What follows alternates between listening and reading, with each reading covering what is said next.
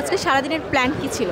আজকে সারাদিনের প্ল্যান অনেক কিছুই ছিল, কিন্তু বৃষ্টি শুরু হয়ে গেল, যার কারণে আসলে টাইম মতো বের হতে পারি নাই। তো অনেক জায়গায় ঘোরার প্ল্যান ছিল যে রমনা যাব, ঢাকেশ্বরী যাব, কিন্তু আলটিমেটলি কিছুই হয় নাই।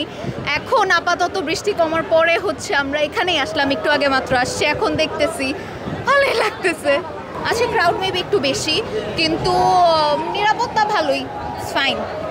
আচ্ছা, যেহেতু ধর্মীয় সম্প্রীতির কথা বলছেন, সেক্ষেত্রে কি এই উৎসবের জন্য কি কোনো প্রকার প্রিয়জনের কাছে কোনো গিফট পেয়েছেন?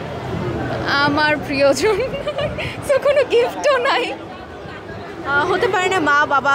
মা বাবা আসলে না, উৎসব হ্যাঁ, বাট তেমন কোনো গিফট বা কিছু পাওয়া হয় নাই আসলে। দশমীতে অত একটা কোনো প্ল্যান নাই আসলে।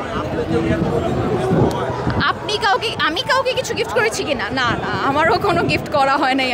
না না, গিফটের কোনো কিছু না, বাট হয়তো গিফট করা হয় নাই আর কি। অ্যাকচুয়ালি আমার বাড়িতে গেলে আমাদের দেশের বাসায় গেলে অনেক ধরনের প্ল্যানিং থাকে, বাট ঢাকায় খুব একটা প্ল্যানিং থাকে না। এই সন্ধ্যার পরে একটু মণ্ডপে ঘুরবো, ঠাকুর দেখবো, এটাই। পরিবারে সবাই বলতে আমার হাজব্যান্ড, আমার ছোট একটা বেবি, এই তো। আর গ্রামে গেলে তো বাবা মা আরও অনেকে আছে।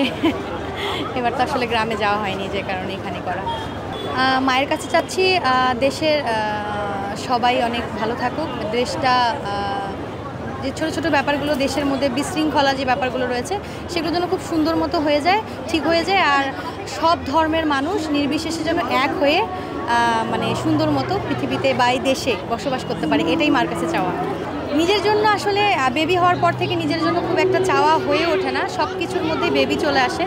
তো আমার একটাই চাওয়া যে আমার ছেলে যেন সবসময় সুস্থ থাকে, ভালো থাকে, এবং পৃথিবীর সমস্ত সুখটা যেন ও পায়, এবং এটাই মার কাছে আমার সবসময় চাওয়া থাকবে। এবং সবসময় যে কোনো সেক্টরে যখন আমাকে কেউ জিজ্ঞাসা করে যে আপনি কি চান বা আপনার কি এইম, আমি সবসময় আমার ছেলেকে নিয়েই বলতে থাকি।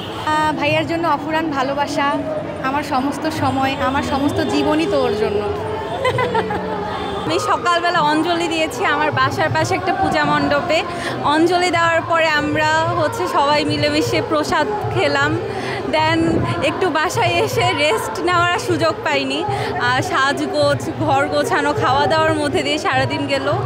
এরপরে আমরা এই পুজো মণ্ডপে আসার প্ল্যান ছিল আগে থেকেই। তো আমি আমার ফ্যামিলির সাথে এখানে এসেছি, অনেক ভালো লাগছে। এখানে সাংস্কৃতিক অনুষ্ঠান সব দেখে মনে হচ্ছে অ্যাকচুয়ালি আমাদের সংস্কৃতিটা অনেক সুন্দরভাবে তুলে ধরা হয়েছে। বাবা মা দিয়েছে কয়েকটি জামা, তারপর আমার পিসিমণি, মাসি, তারাও কিছু ড্রেস দিয়েছে, আর একটা শাড়ি গিফট পেয়েছি মার থেকে। এই যে এই শাড়িটাও গিফটের। মায়ের কাছে চাওয়া যে সবাই ভালো থাকুক, পড়াশুনোর দিক দিয়েও যাতে আরও ভালো করতে পারি, আর ভালো মানুষ হিসেবে দেশের জন্য কাজ করতে পারি, সবাই ভালো থাকুক, এটাই চাই।